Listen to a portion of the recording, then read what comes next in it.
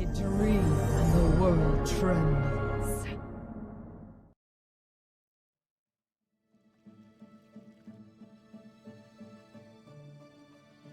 Hey guys, it's Measley again, and by popular request, I'm bringing you my daily routines on all of my characters.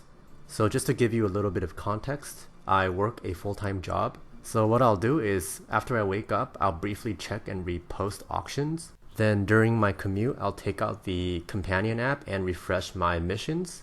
Then after I get home from work is when I'm gonna log into each of my characters and do my goal making routine. So let's start going through that exact routine for each of my characters.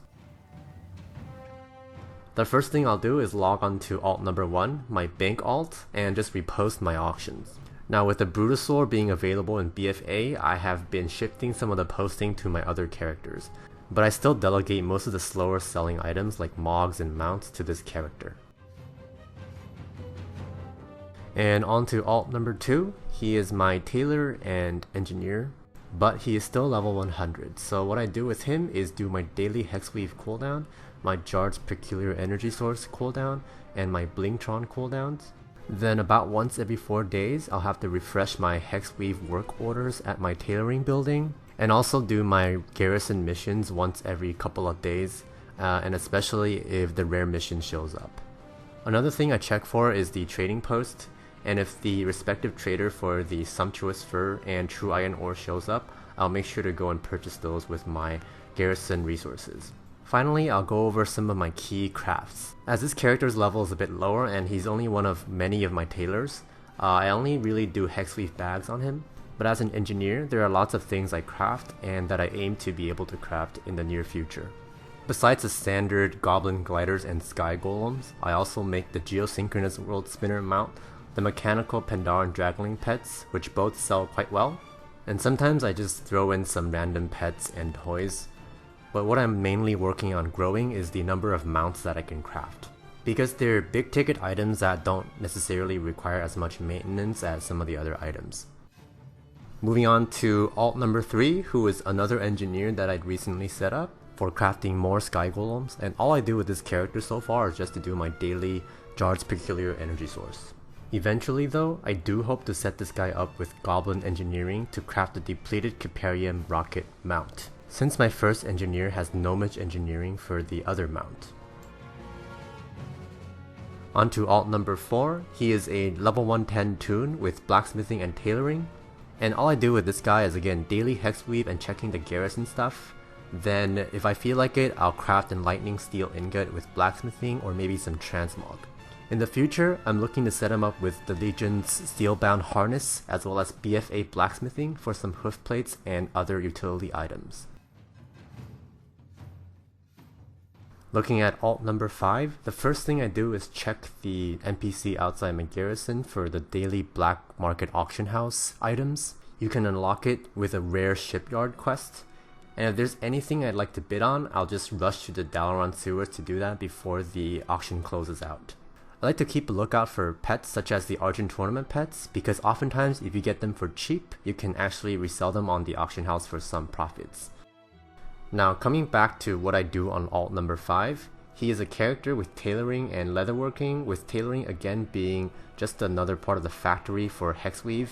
And for leatherworking, I really like crafting the drums, and then I'll also check the mats for the BFA and common bracers to see if they're worth crafting for either disenchanting or scrapping for some expulsum. The thing about expulsum is that it's a little bit tedious to distribute amongst your characters, so I tend to mostly focus on my actual 120s when it comes to crafting items with expulsum. But if you want to craft gear across all of your crafting professions, you can definitely just craft a bunch of these bracers or buyout greens and send them to your respective alts. Moving on to alt number 6 and some real BFA profession action. We have my Jewel Crafter, which I make BFA gems and panther mounts with. Now his other profession is skinning, but I'm looking to set him up with engineering as well. The routine I have for this guy is I constantly look out for cheap platinum ore to buy out and prospect.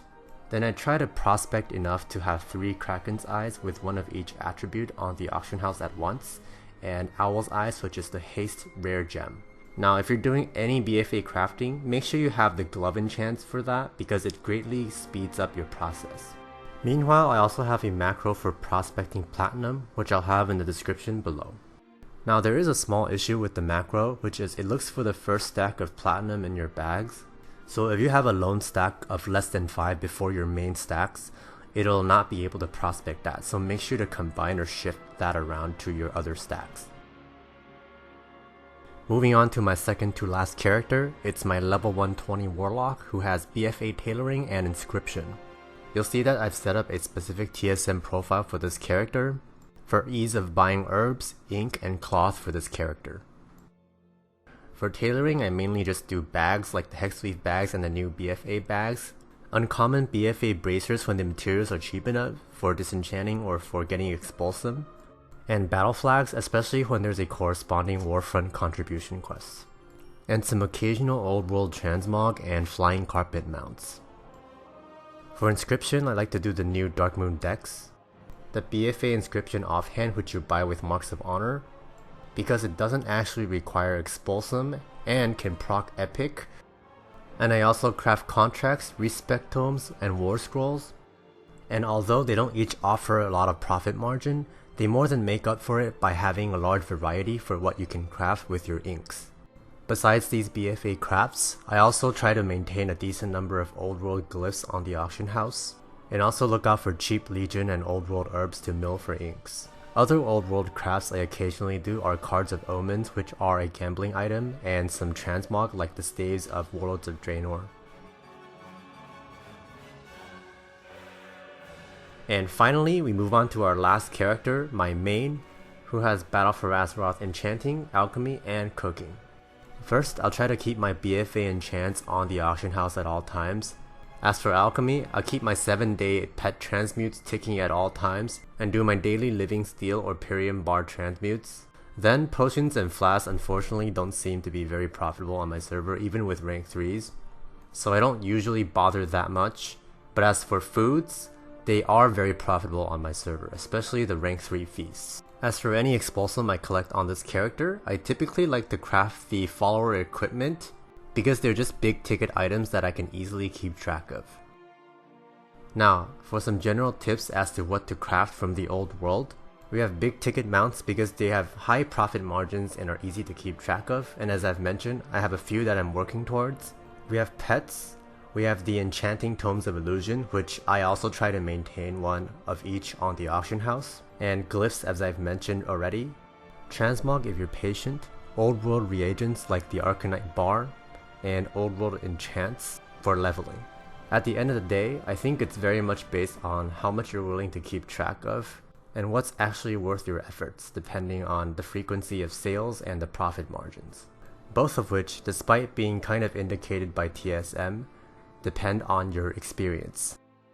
For the last part of my video, some other things I like to include in my daily routine include stockpiling and crafting warfront contribution items, which I have a TSM profile for, Battle for Azeroth BoE gear flipping scans, which you can easily do by typing in this exact command into TSM. This one I'm doing right here is for armor, and all you need to do for weapons is to replace the word armor with weapon. For this, you're mainly looking for items that are mispriced, for example a Warforged, Titanforged, or an item with a secondary stat that has been priced below a normal item. Make sure to check very carefully and not let the price percentages deceive you from buying these items. Yet another thing you can include into your daily routines is killing rare spawns that drop valuable loot once per day, especially in Draenor if you park your characters in your garrisons. I don't do this much anymore, but when I do, it's because I want to have a stockpile of mounts, pets, and toys to be able to consistently list on the auction house. Killing these rares is quite time efficient in terms of making gold, but can only be done once per day. There's Knock Garrosh in Frostfire Ridge, Demidos right here in Shadowmoon Valley, the Highmaw Ogres in the Grand that drop pets, and the Tanan Jungle Dark Portal rares that drop toys. Now that I'm finally done with my gold making routine for the day, I can finally embark on my important secret mission. Saving the turtles is without a doubt the most important thing I have to do every day. Jokes aside, I hope you guys found the video helpful, and stay tuned as I'll be doing a huge giveaway very soon. If you liked the video and if you want to be part of the giveaway, make sure to subscribe and hit the bell icon so you'll be notified when I come up with my new video. I'll talk to you guys soon. Peace.